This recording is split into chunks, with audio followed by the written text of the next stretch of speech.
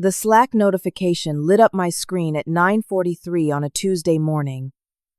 Our entire company channel. 217 people. My boss Derek had posted a screenshot of my quarterly report with a red circle around a single transposed number. His message underneath read, "This is what happens when we rush. Learn from her mistake, team." My coffee went cold in my hand. 15 reactions appeared in seconds. Laughing emojis. My phone buzzed with private messages. I stared at my name, tagged for everyone to see. This was just the beginning. I sat frozen at my desk, watching the reactions multiply like bacteria under a microscope. 16, 17, 20. Each new laughing emoji felt like a slap across my face. The office around me seemed to shrink and expand at the same time, voices growing distant and then suddenly too loud. Someone walked past my cubicle. I could feel their eyes on me, a quick sideways glance. Another person stopped at the water cooler 10 feet away, phone in hand, clearly reading the post. They looked at me, then quickly away. My hands trembled as I gripped my coffee mug. 3 years at North Point Analytics. 3 years of perfect performance reviews. 3 years of staying late, taking on extra projects, being the reliable one. And now, with one post, Derek had reduced me to a cautionary tale. The transposed number was in cell 47 of a 50-page quarterly analysis report, revenue figures for our third-tier client accounts. I had written 12,400 when it should have been 12,040, a simple typo that would have been caught in the normal review process. But Derek had screenshot it before anyone could correct it and blasted it to the entire company. My phone buzzed again. This time it was Jenna from the IT department. "You okay?" her message read. I typed back, "Not really. He's such a jerk. Everyone makes mistakes." I appreciated her kindness, but it did not erase the humiliation burning in my chest. 28 years old, and I felt like a child being scolded in front of the entire school. Derek had been my boss for 8 months, ever since our previous director retired and moved to Florida. In those 8 months, our department had transformed from a collaborative environment into something tense and competitive. Derek had this way of pitting people against each other, praising someone publicly while criticizing another. He seemed to enjoy creating hierarchies, watching people scramble for his approval. But this was different. This was targeted. This was cruel. I forced myself to look at my screen, to keep working on the new project analysis I had been preparing. Numbers blurred together. I read the same paragraph 3 times without absorbing a single word. Around 11:30, I needed to access our shared drive to pull historical data for a comparison chart. My fingers moved automatically, clicking through folders. Marketing analytics. Quarter 3 reports. Client data, and then I accidentally clicked into a folder I had not meant to open. The names were similar. Derek's private files instead of Derek's project files. I moved my mouse to click away, to exit before I saw anything I should not see. But then I noticed the file names. Client data personal backup. External transfer log. Patterson Industries confidential. Silverline Tech employee records. My heart started pounding for a different reason now. Company policy was crystal clear about client data. It lived on secure servers only. No personal backups, no external transfers. It was drilled into us during onboarding and reinforced in quarterly security training. Client confidentiality was sacred, especially in marketing analytics where we handled sensitive business information. I should have closed the folder immediately. But something made me pause. Maybe it was the injustice of that Slack post still burning in my gut. Maybe it was curiosity. Maybe it was instinct. I clicked on external transfer log. The spreadsheet opened, and my breath caught. Columns of data showing file names, dates, and destinations. External cloud storage. Personal email addresses. The dates went back 8 months. Right when Derek started, my hands shook as I grabbed my phone and took screenshots. The folder directory. The transfer log. One document showing Patterson Industries client data with a note. Backup for consulting project. What consulting project? We did not do outside consulting. That would be a conflict of interest. I closed everything quickly, my heart hammering against my ribs. I had just discovered something serious, something potentially illegal. This was not just a policy violation. This was a data breach. This could destroy client relationships, open the company to lawsuits, get people fired, or it could get Derek fired. The thought sent a jolt through me. Evidence. Real evidence of wrongdoing. After what he had done to me this morning, after months of his toxic management, I had found something that could actually stop him. I needed to think. I needed to figure out the right way to handle this. HR? The CEO? Legal? My computer dinged with a new Slack notification, a private message this time. From Derek. I can see you're in my folder. My screen monitoring software shows everything. Come to my office. Now. The blood drained from my face. My vision tunneled. He had been watching. He knew. I stood up on shaky legs, smoothing my skirt with damp palms. The walk to Derek's office felt like walking to an execution. Other analysts in their cubicles kept their eyes on their screens, but I could feel their awareness of me, the marked woman now being summoned. Derek's office door was closed. I could hear his voice inside, muffled but intense. I caught fragments of words. She was snooping. Handle this before it becomes a problem. I stood outside that door, my hand raised to knock, and felt the full weight of what I had just done. I had been caught accessing files I should not have accessed. Never mind what those files contained. I was the one who had broken protocol. The door opened suddenly. Derek stood there, phone still pressed to his ear. He looked at me with cold eyes and gestured me inside. Derek's office was corner placement. Windows on two sides, a power position. He ended his phone call as I stepped inside, my legs feeling like they might give out. Close the door, he said. I did. Sight down. I sat in the chair across from his desk, the same chair where I had received my last performance review. Exceeds expectations, he had said then. That was 6 weeks ago. Derek did not sit. He stood behind his desk, arms crossed, looking down at me. The power dynamic was intentional and obvious. Why were you in my files, Blair? His voice was calm. Too calm. The kind of calm that felt more dangerous than yelling. It was an accident, I said, and heard how weak it sounded. The folder names are similar. I was looking for project files and clicked wrong. An accident. He repeated the word like it tasted bad. You accidentally opened my private folder. Then you accidentally started opening documents. Then you accidentally took screenshots on your phone. My stomach dropped. The monitoring software had seen everything. I saw file names that concerned me, I said, trying to inject some strength into my voice. Company policy says client data should not be on personal storage. Company policy. Derek smiled, but it did not reach his eyes. Are you an IT security officer now? Are you in charge of auditing file management? No, but I know the rules. We all signed the same confidentiality agreements.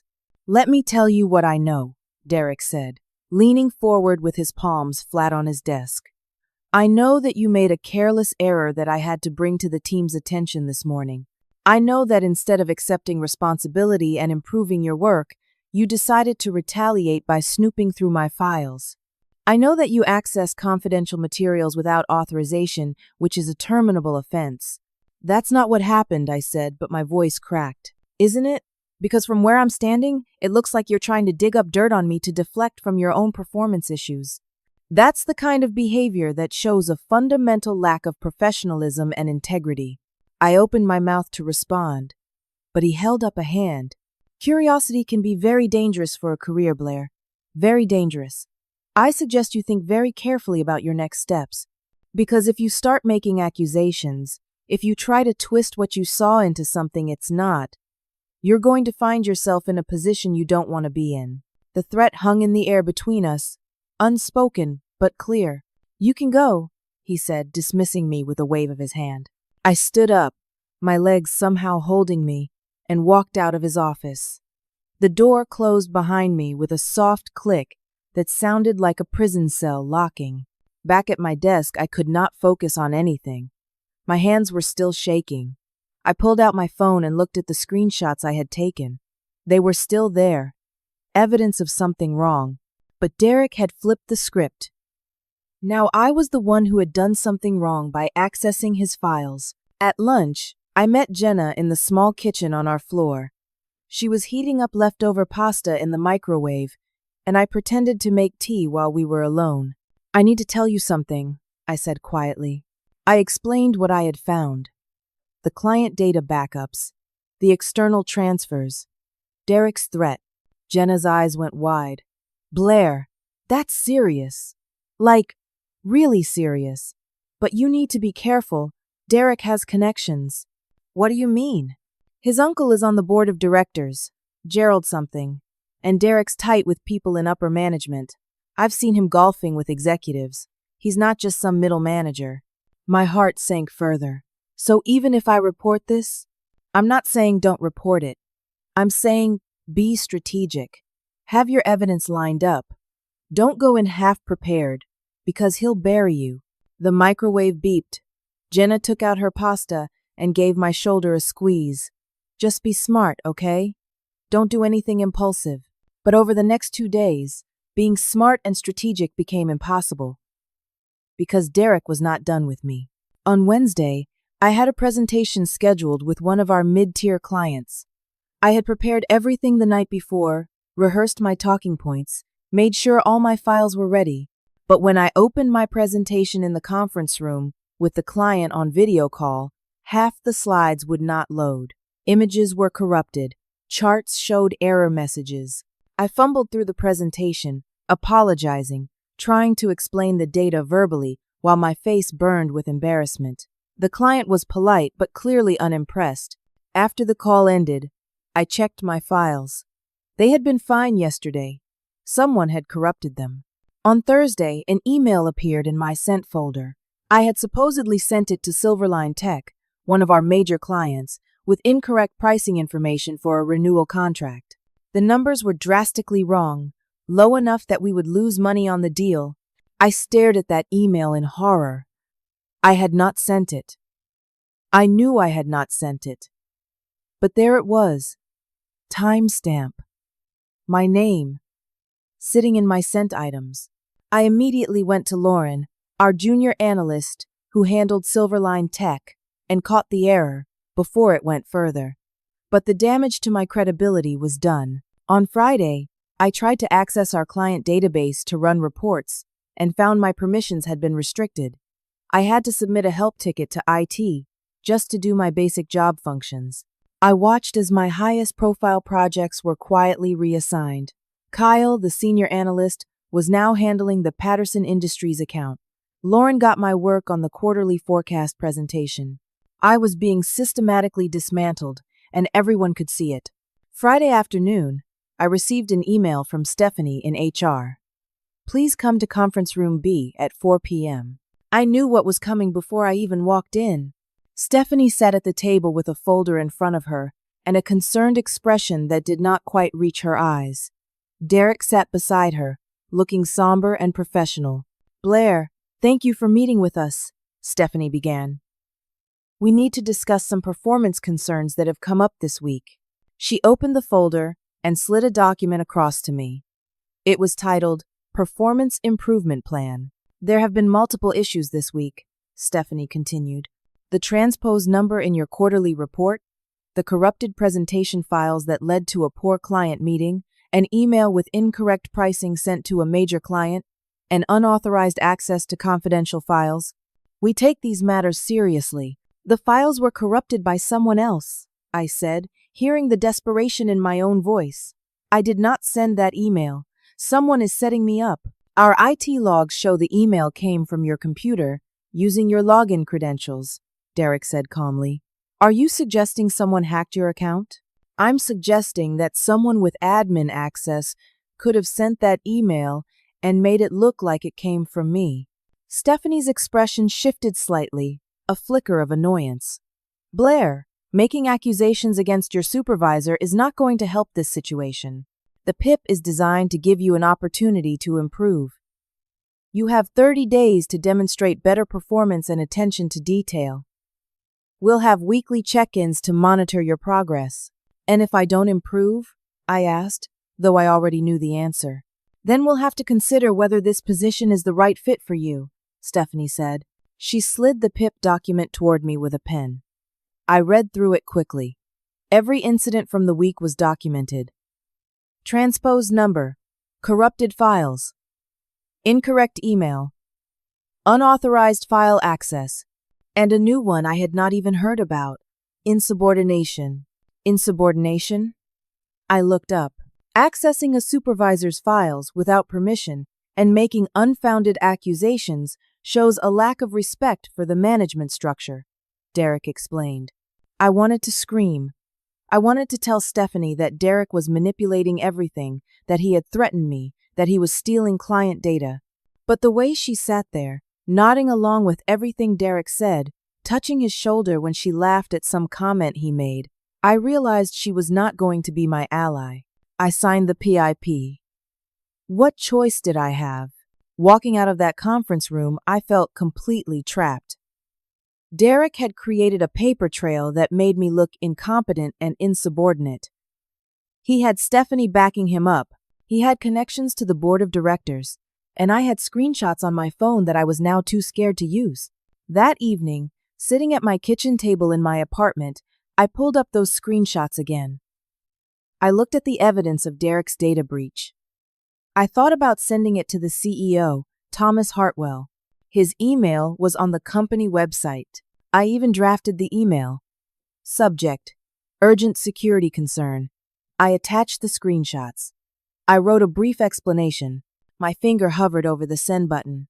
Then my phone buzzed with a text from an unknown number. It was a photo of my car in the parking lot at work. Silver Honda Civic. License plate visible. The message below it read, "Some mistakes can't be undone. Think about your next move carefully." I stared at that text for a long time, my heart racing, my hands cold. Was Derek threatening me? Having me followed? Was this even legal? I deleted the draft email to the CEO. I set my phone down on the table and put my head in my hands. I was trapped, isolated, and terrified. And Derek knew it. I barely slept that weekend. Every car that drove past my apartment building made me jump. Every notification on my phone sent a spike of anxiety through my chest. Sunday night, I lay in bed, staring at the ceiling, dreading Monday morning. When I walked into the office Monday, I felt like everyone was watching me. The PIP was not officially public knowledge, but offices have ways of spreading information. People knew something was wrong with me. I was marked. Derek's office blinds were open. I could see him at his desk, on the phone, laughing about something. He glanced out and saw me, held my gaze for a beat too long, then returned to his conversation. I sat down at my desk and tried to focus. I had a new project, a relatively minor client analysis that felt like busy work compared to what I used to handle. It was clear I was being sidelined. Around 10, my computer froze. The screen went black, then came back up with a login screen. My credentials were not working. I tried 3 times, each attempt failing. I called IT support. They said my account had been temporarily locked due to suspicious activity and they would reset it. It took an hour. An hour of sitting at my desk, unable to work, watching the clock, feeling everyone's eyes on me. When my account finally came back up, I had missed a deadline for a report submission, another mark against me. I knew what was happening. I knew Derek was orchestrating all of this. But knowing and proving were 2 different things. By Tuesday afternoon, I could not take it anymore. I made an appointment with Stephanie in HR, requesting a formal meeting to file a complaint. Tuesday at 3 p.m., I sat across from Stephanie in a small conference room. I had printed out copies of my screenshots showing Derek's unauthorized data transfers. I had written a timeline of everything that had happened: the public humiliation, the sabotage, the threatening text message. I laid it all out on the table. "This is what I found when I accidentally accessed Derek's files," I said, sliding the screenshots toward her. "He's been downloading client data to external storage for 8 months. That's a major security violation. And ever since I discovered it, he's been systematically sabotaging my work and threatening me." Stephanie looked at the screenshots for a long time. She picked them up, studied them, set them back down. Her face was unreadable. Then she said something that made my blood run cold. "Blair, I'm going to be honest with you. Derek already told me you might try something like this." I felt like the floor had dropped out from under me. "He warned me last week that you were unstable, that you might make false accusations in retaliation for being put on a performance improvement plan. He said you'd been acting erratically." "That's not true," I said, but my voice sounded small. "These screenshots could have been fabricated. Photoshop, editing. There are ways to make documents look real when they're not. And even if they're genuine, you obtained them by accessing files without authorization. That's a violation in itself." "But the content," I pressed. "Even if I shouldn't have accessed them, the files show he's stealing client data." Stephanie leaned back in her chair. "Blair, Derek and I went to college together. We've known each other for 15 years. He's been a valued employee here for 8 months, brought in excellent results, built strong client relationships. You've been here longer, yes, but lately your performance has been concerning. I have to ask myself who is more credible in this situation." The favoritism was so blatant it took my breath away. "If you continue making these kinds of baseless accusations," Stephanie continued, "we'll have to consider immediate termination for creating a hostile work environment and engaging in retaliation against a supervisor. The PIP is being generous. I suggest you focus on improving your performance and stop this witch hunt." She stood up, gathering the screenshots into a pile and handing them back to me. "I'm going to pretend this meeting never happened. But if you come back with more accusations, there will be consequences. Do you understand?" I took the papers with numb fingers. Yes. I left her office feeling like I had been punched in the stomach. The system was rigged. Derek had gotten ahead of me, planted seeds of doubt about my credibility, and positioned himself as the victim of a vindictive employee. I walked back to my desk in a daze. My computer screen showed an email notification. A meeting invite for 4 p.m. Derek, Stephanie, and someone named Gerald Brennan. Gerald Brennan, Derek's uncle on the board of directors. My heart sank. At 4 p.m., I walked into the large conference room on the executive floor. Derek and Stephanie were already there, sitting on one side of the table. Across from them sat a man in his 60s, with silver hair and an expensive suit. Gerald Brennan. He had Derek's same cold eyes. And next to Stephanie was a printed email. I could see it even from the doorway. The Patterson Industries logo on the letterhead. "Blair, sit down," Stephanie said. Saturday. "We've received a complaint from Patterson Industries," Stephanie began, sliding the printed email across to me. "They're concerned about unprofessional communication from you and have requested you be removed from their account." I picked up the email with shaking hands. It was addressed to Derek, CC'd to Stephanie. It outlined concerns about inappropriate questions and overstepping boundaries in communications with their team. It was signed by someone named Gregory Patterson. I had never communicated inappropriately with Patterson Industries. In fact, I had barely communicated with them at all in the past 2 weeks since being sidelined from major accounts. "I didn't write anything inappropriate to them," I said. "They seem to think otherwise," Derek replied. "This is exactly the kind of performance issue we've been concerned about. Client relationships are everything in this business." I looked at the email again. Something felt off about it. The formatting was slightly wrong. The signature block did not match other emails I had seen from Patterson Industries. "Can I see the original email in the system?" I asked. "Not a printout. The actual email with headers and metadata. We don't need to show you technical details." Gerald Brennan spoke for the first time. His voice was deep and authoritative. "What we need is for you to take responsibility for your performance issues." "This email is fake," I said, and immediately regretted it. The temperature in the room dropped 10 degrees. "Excuse me?" Gerald leaned forward. I think there might be a misunderstanding. I'd just like to verify the source." "What you'd like," Gerald said slowly, "is irrelevant.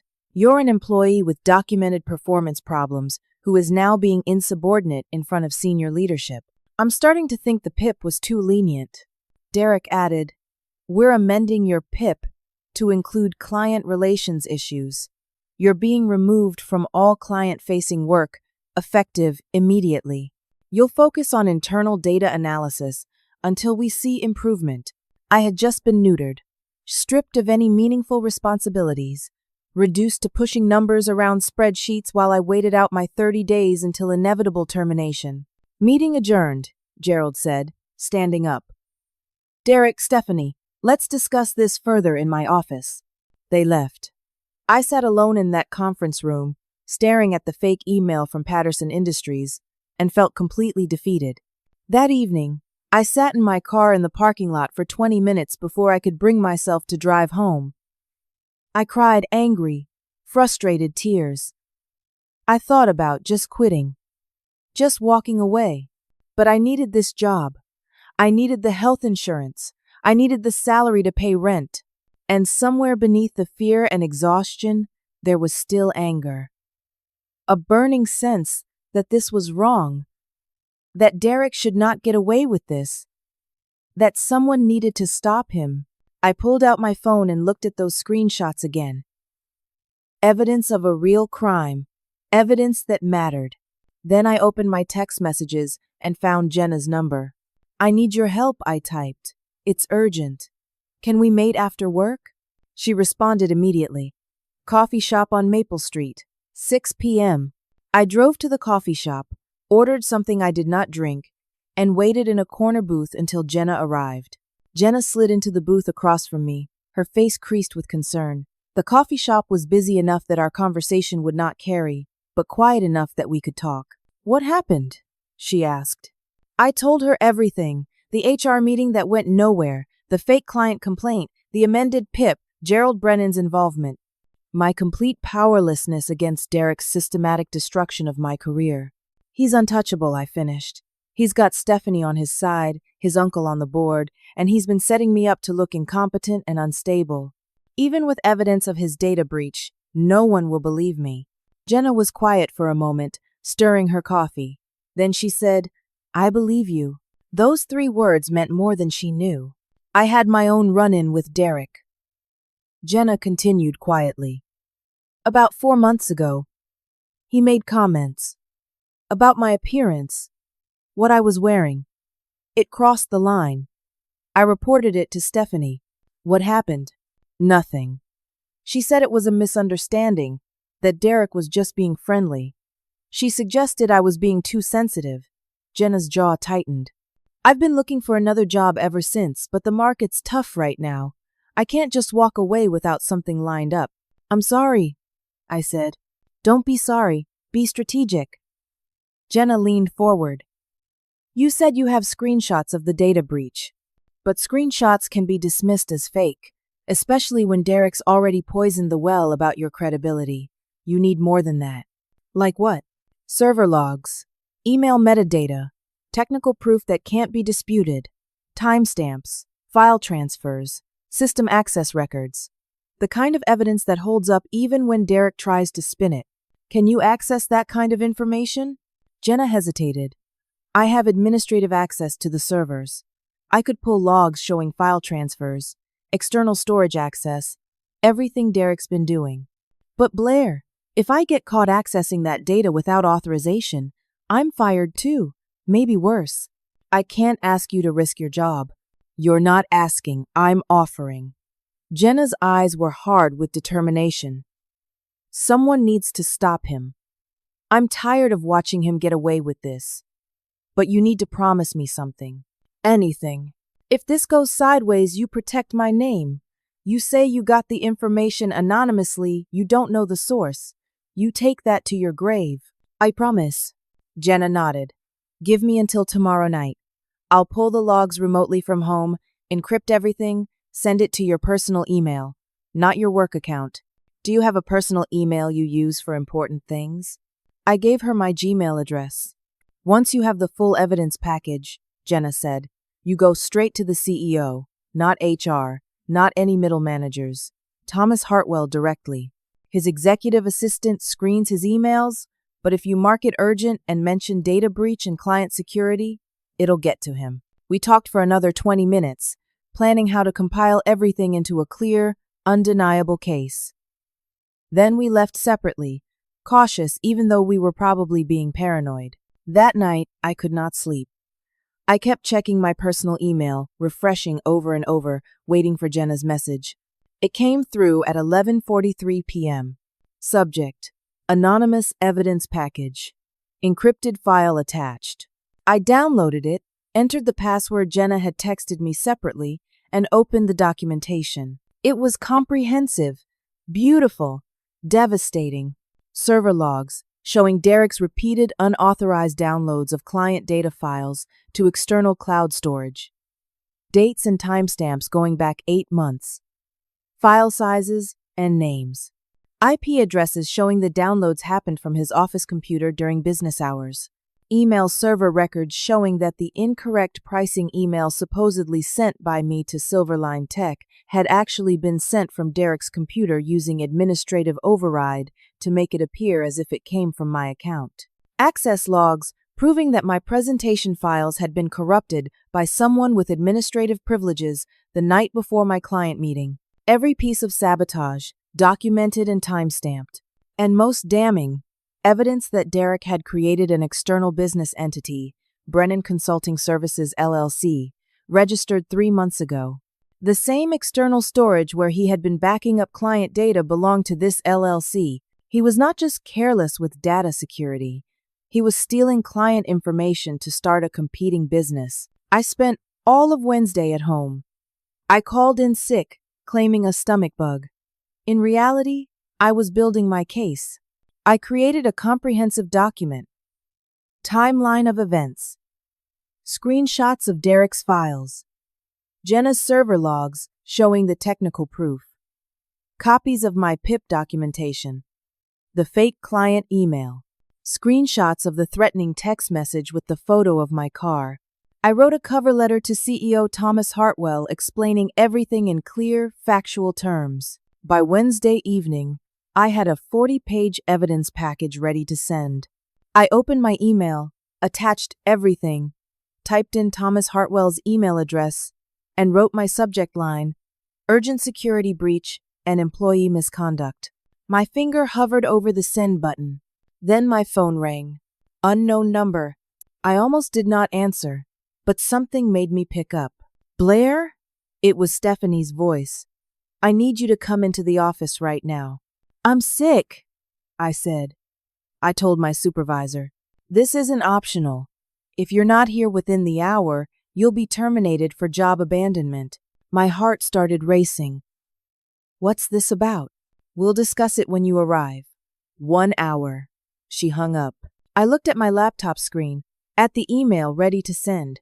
Something was wrong. This felt like a trap, but if I did not go, I'd be fired for abandonment. If I went, who knew what Derek had planned? I grabbed my laptop bag, saved the email as a draft, and drove to the office. It was 2:30 in the afternoon when I walked through the doors.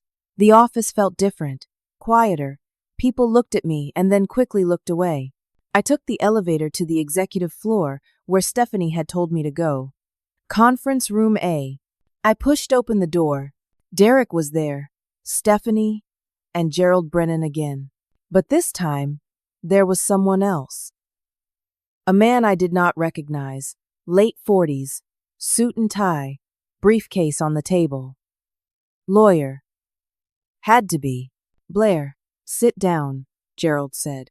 I sat, my laptop bag clutched in my hands like a shield. We've made a decision regarding your employment status, Gerald began. Effective immediately. You're being terminated for cause. The words hit me like a physical blow. The reasons are documented, Stephanie added, sliding a termination letter across the table.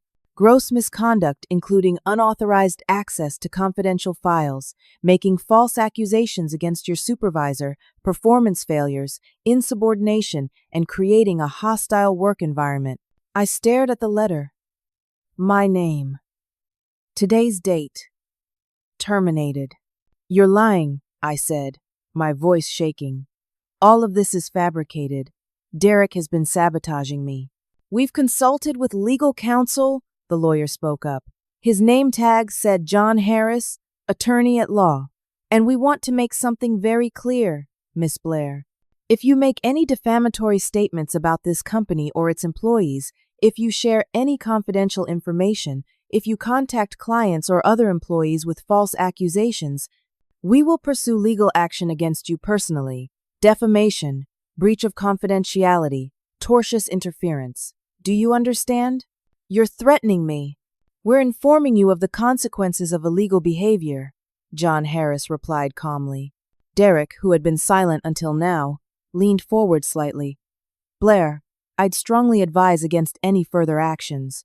You'll need your last paycheck to pay for a lawyer if it comes to that. Best to take the severance package, sign the release, and move on with your life. There was a severance package on the table. I picked it up. 2 weeks' pay in exchange for signing away my right to sue for wrongful termination. I need security to escort you out, Stephanie said. Company policy for terminated employees. You can collect your personal items from your desk.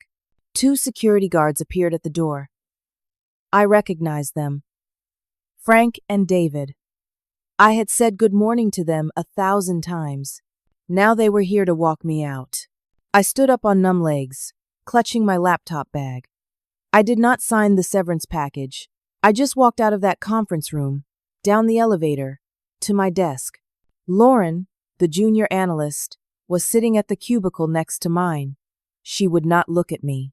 Kyle walked past without acknowledgement. Brad from sales gave me a sympathetic look, but said nothing. I packed my personal items into a cardboard box someone had left on my desk. Photo frame, coffee mug, a plant Jenna had given me last year, notebooks. Frank and David stood a respectful distance away, but they were there. Watching, waiting. The walk through the office to the elevator was the longest walk of my life. 200 feet that felt like 2 miles. Everyone saw. Everyone knew. Blair, the woman who got fired. They walked me all the way to my car in the parking lot. Made sure I left the premises. I sat in my Honda Civic, my box of belongings in the passenger seat, and shook with rage and humiliation. Derek had won.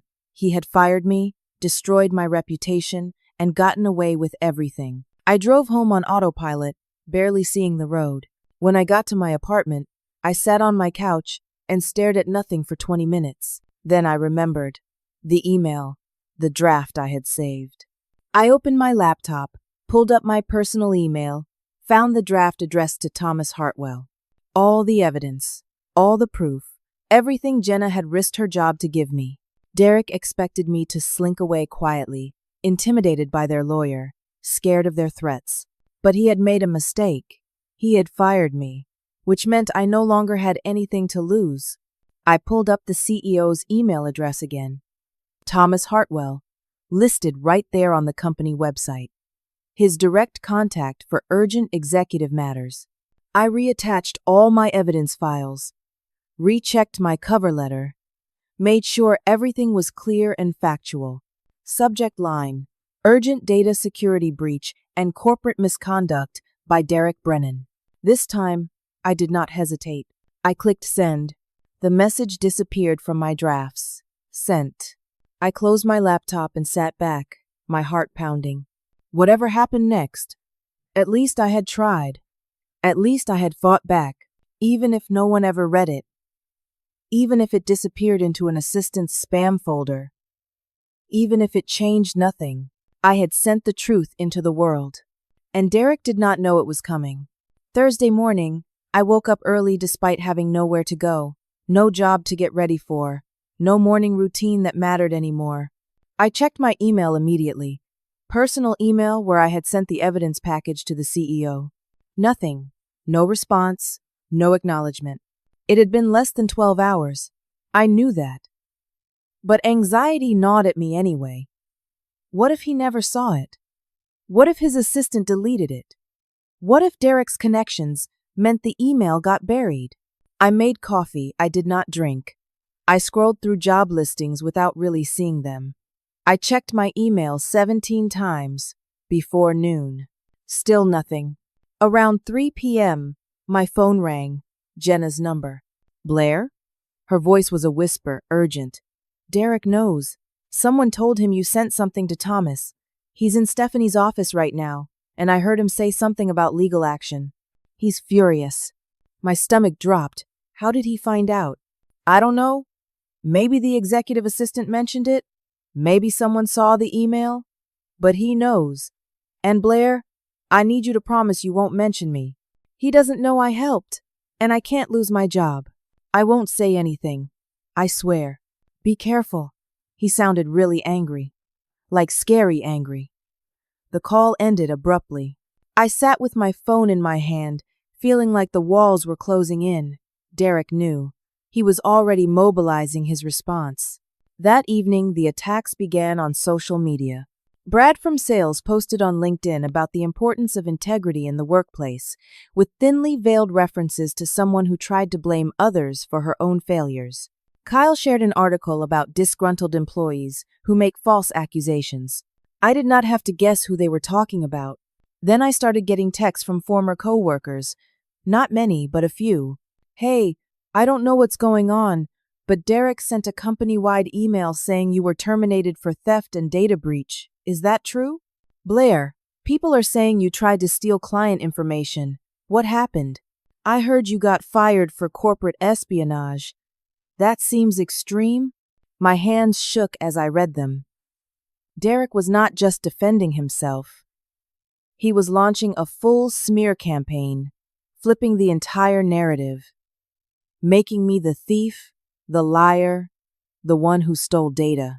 I tried to respond to a few people, tried to explain that it was the opposite, that Derek was the one who had stolen data, but most people stopped responding after my first message. They did not want to get involved. They did not want to risk their own jobs by being associated with me. By Friday morning, my professional reputation was in ruins. Then the FedEx package arrived. I signed for it, opened it at my kitchen table, and felt my blood turn to ice. Cease and desist letter from North Point Analytics law firm. The same John Harris who had been in that termination meeting. It accused me of theft of proprietary information, defamation, breach of confidentiality agreement, and threatened immediate legal action if I did not comply with their demands. I had to destroy all company documents in my possession.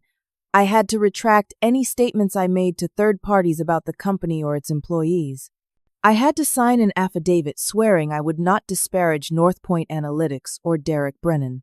And buried in the legal language was a specific reference to my email to Thomas Hartwell, calling it defamatory and false. They knew exactly what I had done. The letter concluded with a warning that if I did not comply within 10 business days, they would file a lawsuit against me personally for damages exceeding $100,000. $100,000. I could not afford a lawyer to fight this. I could barely afford rent. A lawsuit like that would bankrupt me completely. I spent the weekend in a fog of anxiety. I could not eat. I barely slept. I kept checking my email for any response from the CEO, any indication that my evidence had mattered. Nothing. By Sunday, I started to believe it had all been for nothing. I had lost my job, destroyed my reputation, and accomplished exactly zero. Monday morning, I forced myself to start job hunting seriously.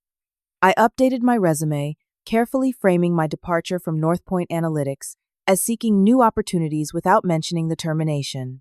I called a recruiter I had worked with 2 years ago when I first moved to the city, left a voicemail. She did not call back. I sent applications to 6 positions. 2 came back within hours with automated rejections.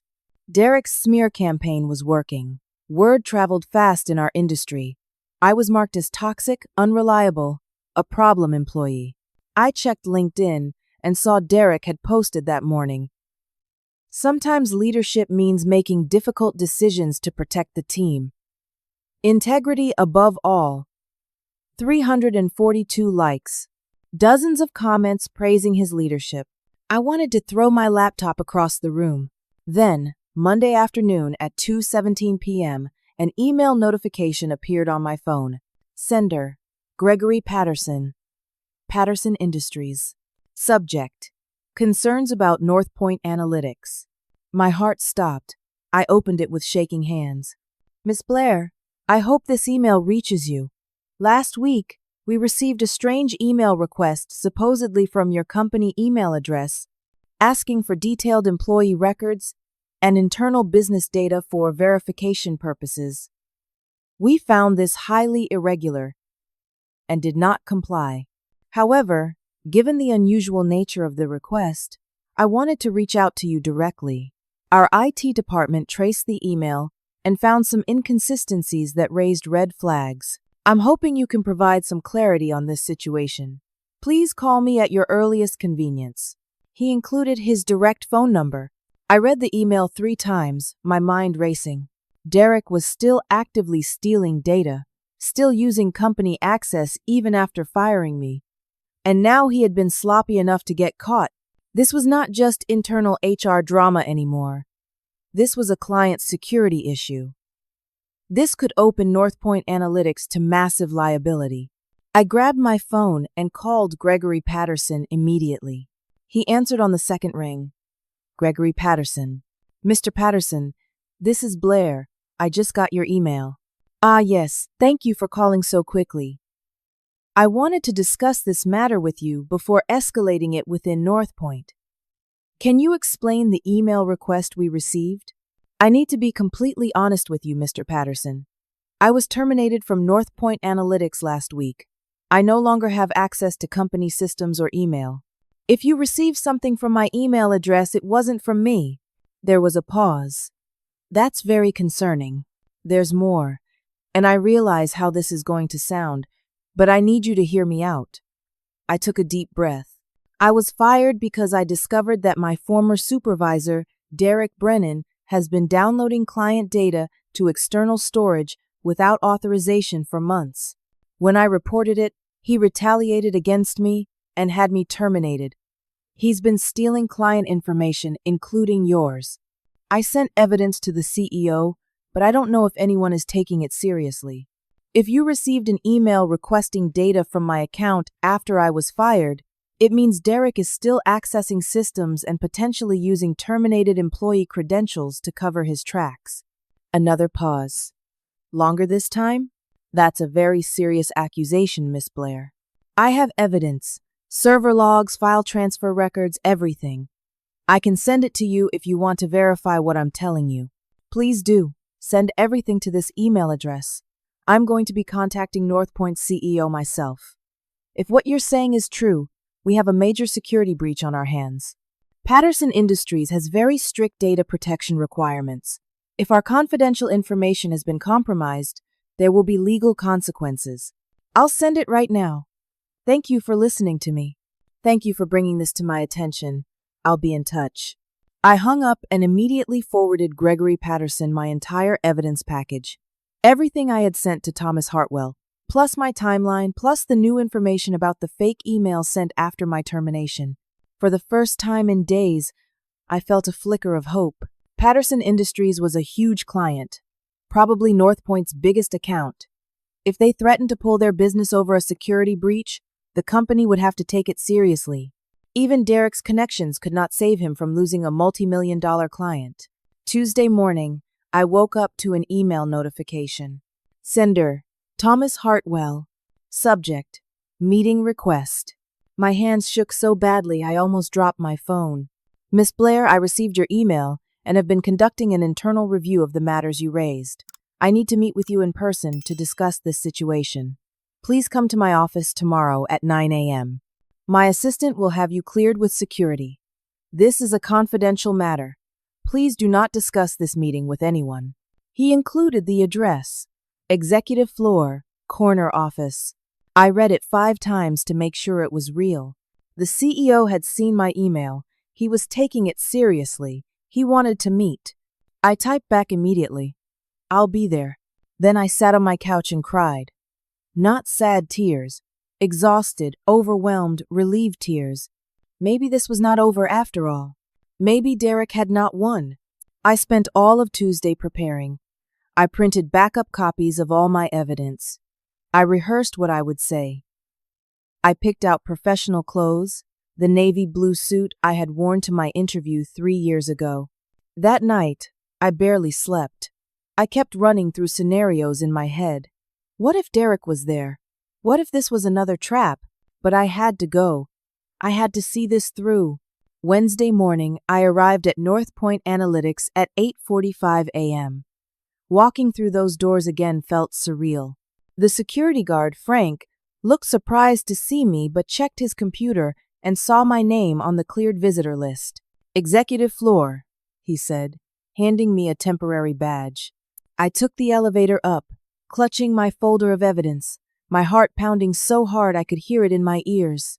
The executive floor was quiet, carpeted, expensive, oil paintings on the walls, windows overlooking the city. Thomas Hartwell's assistant, a woman in her 30s with kind eyes, greeted me. Miss Blair? Mr. Hartwell is expecting you. Please go right in. I opened the door to the corner office. Thomas Hartwell stood from behind his desk. He was in his 50s, graying hair, serious expression, the kind of man who commanded a room just by being in it. Miss Blair, thank you for coming. Please, sit down. I sat in the leather chair across from his massive desk. I received your email last week, he began. I've also been contacted by Gregory Patterson from Patterson Industries with some very concerning information. I need to hear your side of this directly before I make any decisions. And so I told him everything. I walked Thomas Hartwell through the entire story, from the Slack post that started everything to my termination 2 weeks later. I showed him my evidence, the original screenshots of Derek's files, Jenna's server logs proving the unauthorized data transfers, the timeline of sabotage incidents, the fake client complaint, the PIP documentation. He listened without interrupting, taking notes on a legal pad, his expression growing darker as I spoke. When I finished, he was quiet for a long moment. This is extremely serious, he finally said. If what you're showing me is accurate, we're talking about data breach, corporate espionage, retaliation, and potentially fraud. I want you to know I'm taking this very seriously. He picked up his phone and pressed a button. Send Robert from IT security to my office immediately, and have Derek Brennan come up as well. My stomach dropped. Derek's coming here? I need to confront him with this evidence directly. You'll be present for that conversation. 20 minutes felt like 20 hours. Thomas asked me clarifying questions about specific incidents. I walked him through the server logs, explaining what each entry meant, when the transfers happened, what data was involved. Then there was a knock on the door. Derek walked in, and when he saw me sitting there, his expression shifted from confused to hostile in a heartbeat. Thomas, what's going on? He asked. Sit down, Derek. Derek sat, but his eyes never left me. I could feel the anger radiating off him. Derek, Blair has made some serious allegations about your conduct. I need to hear your response. This woman has been harassing the company since her termination, Derek said immediately, his voice smooth and confident. She was fired for legitimate performance issues and has been on a vendetta ever since. She's made false accusations, stolen proprietary data, and is now apparently trying to blackmail us. We already sent her a cease and desist letter. Thomas, honestly, I'm surprised you're even entertaining this. The allegations involve unauthorized access to client data and transfers to external storage, Thomas said evenly. Can you explain these server logs? He slid copies of Jenna's documentation across the desk. Derek barely glanced at them. Those are fabricated. Blair probably created fake logs to support her false accusations. This is exactly what we warned HR about. She's unstable. There was another knock. Robert from IT security entered, a thin man in his 40s carrying a laptop. Robert, I need you to verify the authenticity of these server logs, Thomas said, handing him Jenna's files. Robert sat down and opened his laptop. We all waited in tense silence while he pulled up systems, cross-referenced data, typed commands I did not understand. Derek's confidence started to crack. I could see it in the way his jaw tightened, the way his hands gripped the armrests of his chair. Finally, Robert looked up. These logs are authentic. They're pulled directly from our server records with proper timestamps and authentication markers. They show repeated, unauthorized transfers of client data files from Derek's account to external cloud storage over an 8-month period. The transfers total approximately 47 gigabytes of data across 312 separate files. Derek's face went pale. That's impossible. Someone must have hacked my account. The access was authenticated with your credentials, Robert continued, from your office computer during business hours when security records show you were logged into the building. Each transfer required your password and two-factor authentication code. Then someone stole my password, Derek said, but his voice had lost its certainty. Thomas leaned forward. Derek, why were you downloading client data to personal external storage? I wasn't. This is all fabricated. Blair probably created these fake records. I didn't have access to create server logs, I said quietly. I was a marketing analyst, not IT. Then whoever helped you did, Derek shot back. This is a conspiracy to frame me. Thomas picked up his phone again. Pulled Derek Brennan's employment contract and any business registration records associated with him. While we waited, Thomas asked Robert to dig deeper into the data transfers. Robert typed away, his expression growing more concerned. Sir, Robert said after a few minutes, the external storage account these files were transferred to is registered to an LLC, Brennan Consulting Services, registered 3 months ago in Delaware. My eyes widened. I had not known that detail. Derek's face drained of all color. You started a competing consulting business? Thomas's voice was dangerously quiet. That's not what it looks like, Derek stammered. I was just exploring options for future retirement planning. By stealing our client data? Our proprietary analytics? Our client contact information and business strategies? I didn't steal anything. The server logs show you downloaded files for Patterson Industries, Silverline Tech, Kramer Solutions, and 8 other major clients. That's not exploring retirement options, Derek. That's corporate espionage. Derek opened his mouth, closed it, opened it again. He had no defense left. Thomas stood up. Derek Brennan, you're suspended immediately pending a full investigation. Security will escort you from the building. You'll be hearing from our legal team. You can't do this, Derek said, standing as well. My uncle is on the board of directors. He'll hear about this. Gerald has already been removed from the board as of yesterday morning. Patterson Industries threatened to terminate their contract over this security breach. That's $7 million in annual revenue. The board moved very quickly. Gerald's conflict of interest made his position untenable. Derek looked like he had been punched. His uncle, his protection, was gone. Thomas pressed a button on his phone. Send security to my office. Within minutes, Frank and David appeared at the door. The same security guards who had escorted me out 2 weeks ago. Please escort Mr. Brennan from the building. He's suspended indefinitely. Collect his badge and laptop. Derek stood there for a moment, looking between Thomas and me. The hatred in his eyes was pure and undiluted. This isn't over, he said to me. Actually, it is, Thomas replied.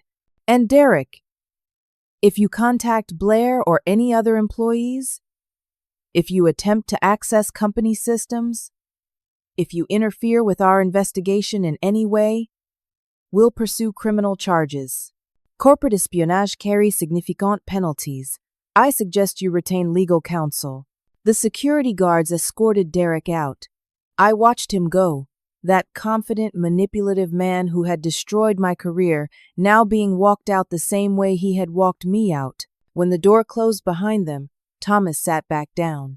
Miss Blair, I owe you an apology. You tried to report this through proper channels and were silenced, retaliated against, and ultimately terminated. That's unacceptable. I'm going to be conducting a full review of our HR processes and management accountability. This should never have happened. Thank you, I said, my voice thick with emotion. I'd like to offer you your position back, with back pay for the 2 weeks you were terminated, and a promotion to senior analyst with a 15% salary increase. I stared at him, unable to believe what I was hearing. However, Thomas continued, I need to be completely transparent with you. Derek is planning to sue. He's already retained counsel. He's going to claim you stole data, fabricated evidence, and conspired to frame him. This could get very messy. There will be depositions, potentially testimony. You'd be involved in all of it. Are you prepared for that? I thought about everything I had been through. The humiliation, the sabotage, the threats, the termination, the fear and isolation. And I thought about other people Derek might do this to if he was not stopped. I'm ready, I said firmly. I'm not backing down anymore. Thomas nodded with something that might have been respect. Good, because we're going to need your testimony to build our case. We're also investigating Stephanie's role in this. The bias she showed, her failure to properly investigate your complaints. She was terminated this morning. She was? Her friendship with Derek created a massive conflict of interest. She enabled his behavior and retaliated against you, instead of protecting the company. That's a fireable offense. He stood and extended his hand. I shook it. Welcome back to North Point Analytics, Blair. Report to HR tomorrow morning. We're bringing in an interim director to process your reinstatement. And Blair, thank you for having the courage to come forward. You potentially saved us from catastrophic client losses and legal liability. That took guts. I left his office feeling like I was floating. My hands were still shaking, but this time it was from relief and vindication rather than fear. In the elevator down, I pulled out my phone and texted Jenna. It worked. Derek suspended. I'm getting my job back. Thank you for everything. Her response came immediately. Thank God. I was so worried. Drinks after work? Absolutely. I walked out of that building into the afternoon sunshine, feeling like a completely different person than the one who had been escorted out 2 weeks ago. Derek was not invincible. The system was not completely rigged. Sometimes, standing up and fighting back actually worked. 2 months later, I stood in front of the window in my new office on the 4th floor. Not a cubicle anymore. An actual office with a door and a window overlooking downtown. Senior analyst. My name on a placard outside the door. A team of 3 people reporting to me, including Lauren, the junior analyst who had avoided my eyes during my walk of shame. She had apologized last month, explained she had been scared of getting caught up in whatever was happening with Derek. I understood. Fear made people do cowardly things sometimes. What mattered was that she was learning from it now. My desk had a photo from last weekend.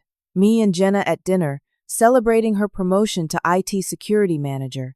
She had been instrumental in the investigation that followed Derek's suspension, and management recognized her value. We never told anyone she was the source of the original server logs. As far as the official record showed, I had stumbled across Derek's files accidentally, and then the IT department had done their own independent investigation that confirmed everything. Derek's lawsuit had fallen apart within 6 weeks. 3 other former employees came forward with their own stories of his harassment and retaliation. A woman named Sarah who had left the company last year. A man named Justin who had been pushed out 8 months ago. Each of them had been too scared to speak up alone, but together we created a pattern that could not be ignored. Derek settled out of court, agreeing to drop his claims in exchange for the company not pursuing criminal charges for corporate espionage. He signed a non-compete agreement that banned him from working in marketing analytics for 5 years. His consulting LLC was dissolved. His career was effectively over. Stephanie had been terminated that first day and had not fought it.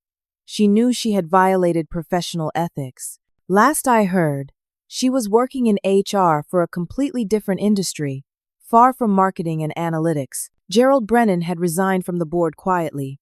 No press release, no announcement, just gone. Patterson Industries had stayed with us, actually increasing their contract after Thomas personally assured them of our new security protocols and oversight processes. Gregory Patterson had sent me a personal thank you note for bringing the breach to his attention. It sat framed on my bookshelf. The Slack channel where Derek had posted my mistake was gone. The entire company communication structure had been revamped. New policies about public criticism, anonymous reporting systems, mandatory management training on retaliation and harassment. I had been asked to consult on those policies, to share my experience so the company could learn from what happened. It was strange going from victim to resource, but also empowering. My new team was thriving. We had landed 2 major new clients in the past month. My analyses were being presented directly to the executive team. Thomas Hartwell had mentioned me by name in the quarterly all-hands meeting as an example of integrity and courage. That Tuesday morning when Derek posted my mistake felt like a lifetime ago. I remembered the woman sitting at that cubicle, humiliated, scared, unsure of what to do. I barely recognized her now. I had learned things about myself I never knew. That I was braver than I thought. That silence protects predators, and speaking up, while terrifying, was the only way to stop them.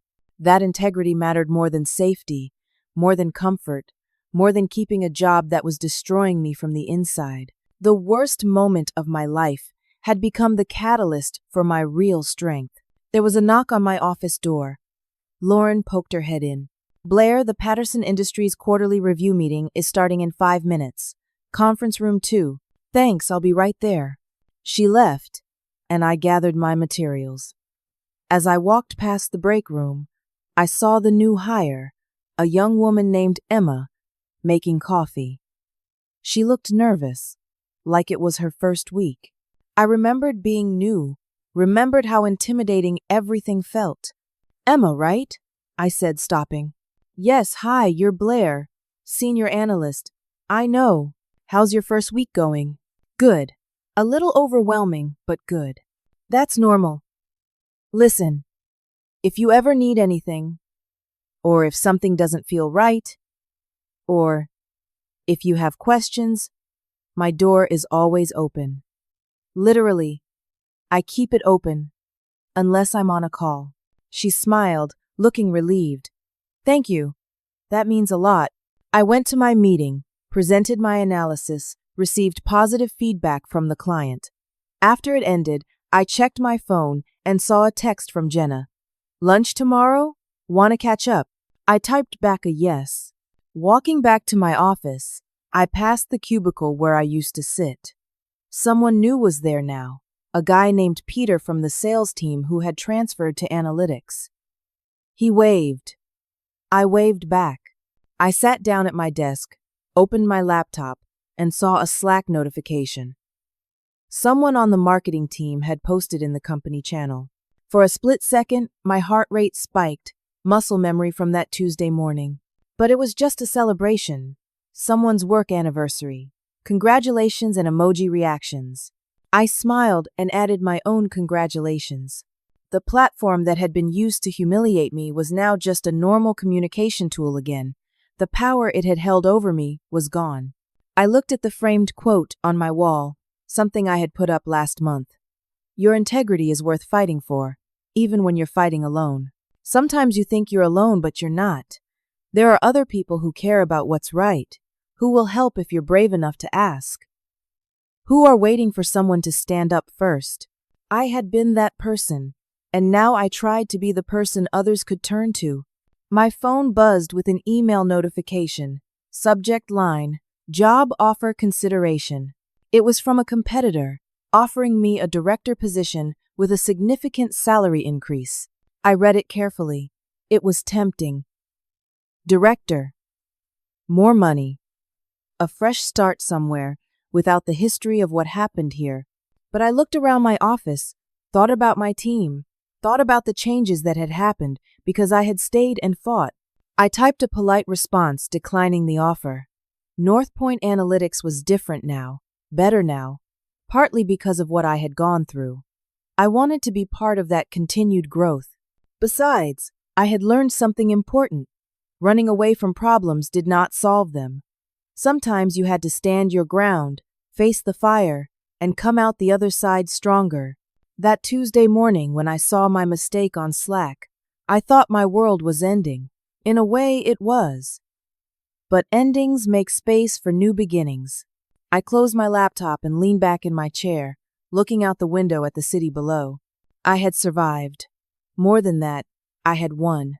Not because Derek got punished, though that mattered, but because I had stood up for myself when everything in the system told me to stay quiet, because I had refused to let fear and intimidation define my worth, because I had found my voice and used it, even when it shook. That was the real victory. Have you ever faced a situation where speaking up felt impossible, but staying silent felt worse? I would love to hear your thoughts in the comments below.